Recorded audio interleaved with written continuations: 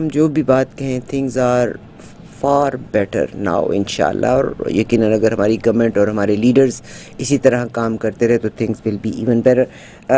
बहुत शुक्रिया जनाब कलीद रशीद साहब का. He is also present here in the studio, और उनसे तो हम अक्सर आपकी मुलाकात कराते ही रहते हैं. हाउसिंग का मसला बड़ा सीरियस मसला है.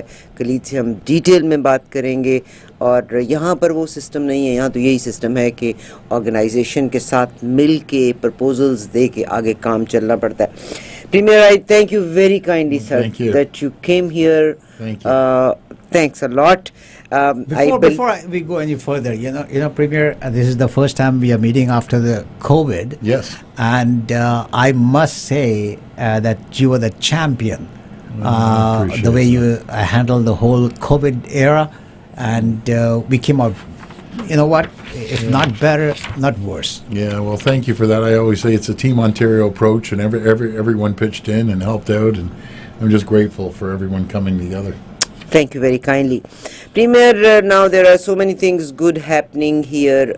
Sometimes we don't see good things immediately, and sometimes it is good to have opposition so that they can point out the negatives and people more think about negatives. Now, about the healthcare system, yes. First of all, we would like to talk about the healthcare system. It's about, people think it's a privatization, although you said that OHIP will look after. Please do let us know.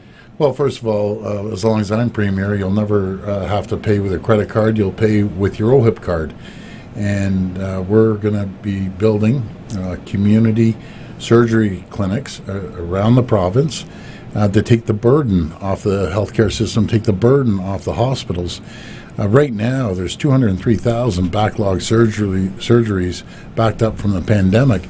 Half of those surgeries are the basic surgeries: cataracts, knee, and hip replacements. And if we can take that burden off and free up over 100,000 rooms over a period of a year, that's a real burden off the system. And the doctors right now, the orthopedic surgeons, they get only a day and a half all week, and they're saying we have more capacity. So they'll be tied into the hospitals, these community surgery clinics, and then when they have extra time, the docs, they'll go over there. You're going to have better service. The exact same doctors doing it in the clinics as you would in the hospitals. It's going to free up capacity for serious operations that can happen in the hospital. But it's going to be a great move. I know the Ontario Hospital Association appreciates it, the Ontario Medical Association, and all the orthopedic surgeons. So we did a lot of consultation. It's the right thing to do. We're pouring money, unprecedented amount of money into healthcare like we've never seen in this country. Over $14 billion since we've been in office. But we can't keep doing the same thing, expect a different result. So through consultation of the medical professionals, we're changing the process, even right down to pharmacies. You can go and get the 13 of the most popular medications. Rather than go back to your doctor, get a prescription, you go directly to the pharmacy and get your prescriptions refilled now. Premier, next week, I believe you are meeting with the Prime Minister Trudeau regarding health care. That's right. All the premiers. Could you tell us something about what your demands are and what you are looking for that in that meeting? Well, we want to go in there and work collaboratively with the federal government right now. Then it's just not this government's, previous governments too have underfunded the provinces. We're paying about 78% of the costs. They're giving us 22%. But put those numbers to the side. We need support for everything from human health, human resources, hiring more docs and more nurses. That we're doing more than we've ever have in the history of Ontario. And we've hired about over 100,000 healthcare workers in the last 5 or 6 years. Hired 8,000 new doctors. Just last year alone, the College of Nurses, they've said that we've set a record over 12,000. So we're going to continue to hire. But we need support there. We need support for the backlog surgeries, long-term care. But we're pretty well on the same page. It's just kind of negotiating right down to the end, and we'll get it done. So how much do you expect? How much are you looking for? Well, we have the numbers. I'd rather not say until we sit down and actually talk about it. But we're confident they're going to step up and support us. We need it. Premier, you are doing a great job, Thank you. but one person I would like to mention is our mayor, Hazel McCann. Yes. She served 36 years of her life for Mississauga, and she changed the landscape of Mississauga. And till the last breath, she was a conservative, and she worked with you. Yeah. It is a very sad news for Mississauga, though. Yeah, it was. I think it's very sad for everyone. She's a very dear friend. I was with her right up to the last hours, and we're going to miss her. She was a mentor. She was a great advisor, and just everyone's going to really, really miss her. And it just goes to show you that when you want something to get done, if everyone took a page out of Hazel's book on how to run government or municipal government, I think we'd all be further ahead for the way she ran Mississauga. You look, when she took over, there was farmer fields all around, and maybe a couple 100,000 people, 260,000. Now it's 800,000. And every single building in Mississauga has Hazel's fingerprints on it. Yeah. Somehow, or the hospitals or art centers, they were all. So she Hazel's left her doing. legacy behind. She left her. Left an incredible legacy. It is GTHA, especially Toronto. Lots of cars, lot of traffic, and again, if you compare it with a population like this, cities in states, they have number of highways. That's right. Unfortunately, we don't have. I mean, if you call Gardner Expressway and Don Valley highways, I don't think so. Don Valley parking lot. Exactly, Don Valley parking lot. Yeah, that's it. So, what do you think that where is your idea about 413 going? How is it going? Yeah, it's going well. We, for decades, this province was neglected under the previous government, not investing. We're investing over $150 billion, building the Bradford Bypass, Highway 413, Highway 3, many highways up north. We're also building the largest transit system in North America, $30 billion transit system on subways. We're also doing the LRT on Highway 10. We're naming it the Hazel McCallion Express or line. That's another thing that Hazel was instrumental in. And we're going to continue building. Nothing is better than building infrastructure when it comes to healthcare, hospitals. We were talking about healthcare. We're building the largest hospital in the history of this country, I should say, out right here in Mississauga at the Trillium Hospital. So that's going to be state of the art. We're expanding hospital builds to 50 jurisdictions, over $40 billion. So we're really investing in the hospitals and schools and roads and bridges and highways, in transit. It's unprecedented what we're doing right now. You played a good role in bringing a medical college in Brampton as well, Yes. because Ontario invested a good amount of money, Yes. and so this means you are working hard to improve education standards and giving universities to the councils. Yeah, we really are. It's going to be the first medical school in decades in that region, but also probably just first in over 10 years just in Ontario. As we see an influx of people coming here, I always say that when we took over the office 4.5 years ago, the previous government chased 300,000 jobs out of our province, and there was 300,000 less people working at the time. Today, as I sit here and speak to you today, there's over 500,000 more people working today than there was 4.5 years ago, and there's 380,000 jobs available because we created the environment and the conditions for companies to come here and invest. We're in a very competitive market worldwide, If we don't attract these companies, they'll be going down to the U.S., they'll be going to Europe, over to Asia. So we have to make sure we attract these businesses, and it's working. They're coming by the droves. We have more jobs than we have people, and that's why I encourage everyone listening.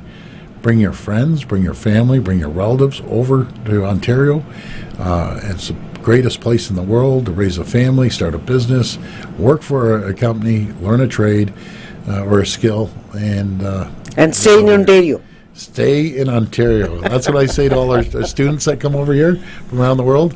I always ask them just one thing: please stay here. We need you. Beautiful. You know what? In Alberta, they are advertising a lot about come to Alberta, you have a great life. Yeah. I think we should do something about Ontario. That great life, great money, everything is great. So come on over. We have ads really moving forward. Unfortunately, I guess they need to in Alberta, and I love Alberta. I love the Albertans. Their population's dropping. Ours is skyrocketing. We're going to be larger than New York State. We're going to see over 3 million people in the next 10 years.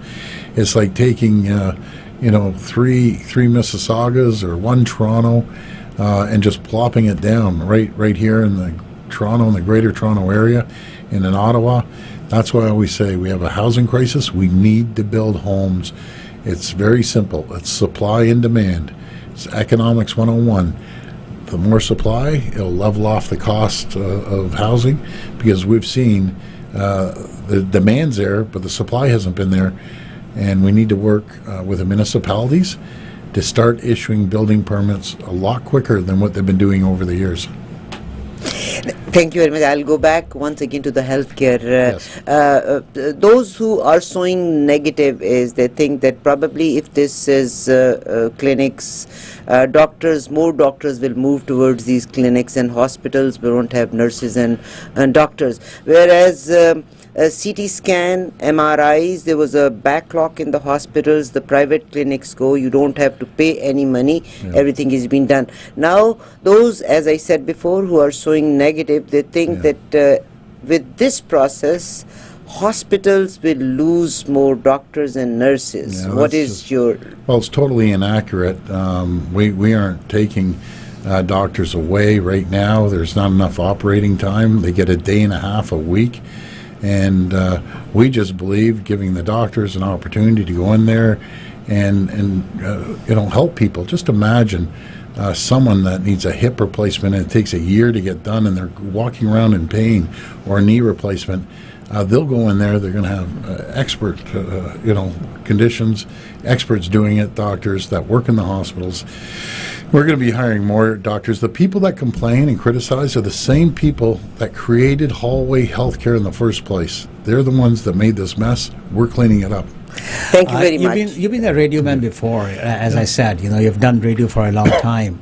And I've been told that you're a very busy person, and you need to leave right now. So is there any scoop? Any scoop? Well, I don't know. There's lots of scoops. There's a lot of changes happening every single day. And, every decision, and my brother taught me this, every decision you make, it's a very simple question. Is it good for the people, or is it not good for the people? If it's not good for the people, we don't do it. If it's good for the people, we do it. And so far, I want to thank the people of Ontario. Everyone's helping out. We live in the greatest jurisdiction anywhere in the entire world, right here in Ontario. Definitely. Thank you very much. As a South Asian, as Pakistani, one question I need to ask. There are so many doctors out there. They are doing odd jobs. Anything or any message for them? There are so many specialists out there doing odd jobs. So we're recognizing foreign credentials.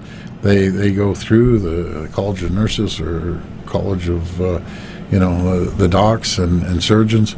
Come, you do the quick test, and then we recognize it and we move forward. Already over 1,000 nurses, foreign nurses, have come here. They've been recognized, and they'll be practicing in hospitals. So we're really opening the door for medical professionals around the world. We're doing it, the change we just made last week, and another great announcement. So before, you couldn't practice in Alberta or BC or Quebec and then come to Ontario, and vice versa. Now, you can work in BC if you're a doctor or nurse, and you can come to Ontario and automatically be in the system and start working at the hospital. So the other thing, I just want to go back to the independent healthcare clinics or community healthcare clinics. We have them right now. We have over 900 diagnostics, facilities. We have every doctor that you go into in their office. That's private. They pay for the rent. They pay for their staff.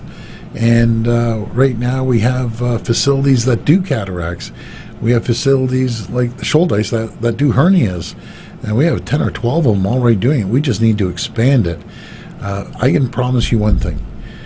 In a year or 2 years, as we get caught up in the backlog and you have these community clinics, people are going to say, what have we done without these? That's number one.